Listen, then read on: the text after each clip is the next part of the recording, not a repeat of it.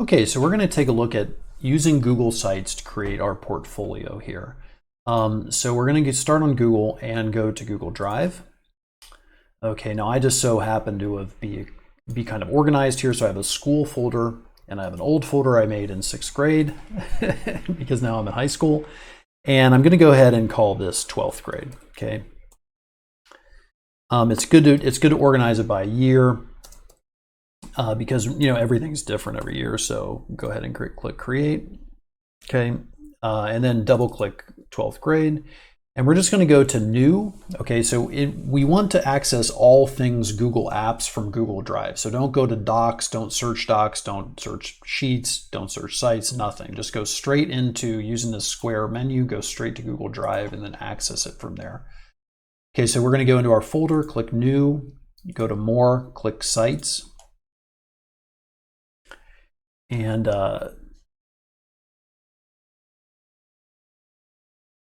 my name's going to be Terry Smith. Okay, so this is Terry Smith portfolio.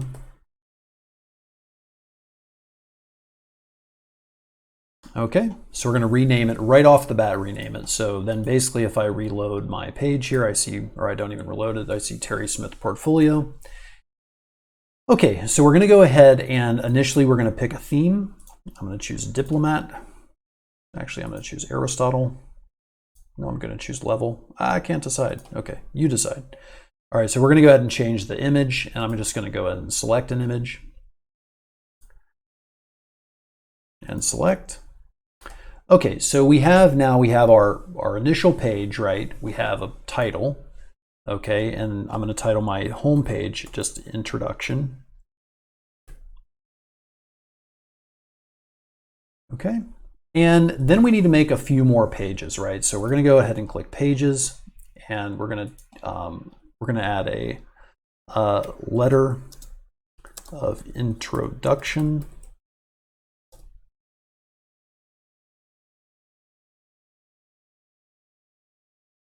Okay, we're also going to make a resume. And we're also going to go ahead and make our actual portfolio. We're actually going to put projects. And done. Okay, so those are our main pages there, and we're going to be coming back and editing them as we go. A couple things to look at here. Basically, if you want to go into settings and kind of tweak things around, you can change, the location of your navigation. So notice we can put it on the side if you want.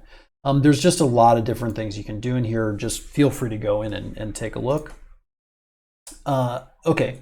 So that is how we're going to go ahead and add pages. Now, as we go on, what we're going to be doing is we're going to adding additional pages. So, for example, if we want to turn in a project, basically everything is going to get turned into projects. If I were to click New Page and just do Sample Project, okay, and then Done. Basically, see how it adds it into the top level of navigation? We don't want that. So what we're going to do is we're going to take that sample project and just drag it onto projects, and now it's a sub project, right?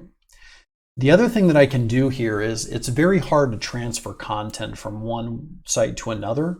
Okay, so what we can do is we can actually make, like, say we want to make a template page. So we want to use, create a page and then use it again and again. What I can do is I can remove it from this navigation. So if I wanted to take sample project and I wanted to go hide from navigation, now I can't see it on the navigation, but in the pages tab, I do see it. Okay. Okay, so if we add, we've created our site, we've added pages, and now if I want to go ahead and turn it in, the biggest mistake that people make on Google on sites is that they try to turn in this editable version. Okay, it's just not possible, right? So we can't turn in this editable version. So what we have to do is we have to do two things in order for someone else to see it, a teacher, other people, whatever it is. Okay. First of all, we have to understand that if we're in our school account or a organizational account, that the people that control the organizational account, like your school district or company or whatever, they can control what is seen outside their company. So if you create it on a school account, a business account, basically, and check that here, that you may not be able to share it outside of that account. So for example, if I had a .sandy.net email address, that basically no one who didn't have the same email address could see my portfolio, which is not usually the goal of a portfolio. So make sure that you have it under the right account. The second thing is that once it's under the right account, you have to share it with others. Okay, so if we go on, if we click published, anyone can find and view, that's what we want, and then specific people can edit, so that's fine, and we're going to click done. So that's the share with others button. The final thing to do is to click publish. Okay, we have to choose a URL. So notice right here, Terry Smith Portfolio is available. Okay, this right here is going to be the URL of the portfolio. Okay, so we can go ahead and highlight, right-click copy for now if we're going to turn it in right away. But you must click publish in order for anyone to see it. Okay, so once it's published, we can click view after it's been published. We can also go to the drop down and click view published site. Okay, so this is the actual published site, and notice it matches the URL that I just showed you. So if you were going to turn this in, you would highlight the URL and then right click and copy, or Control C to copy.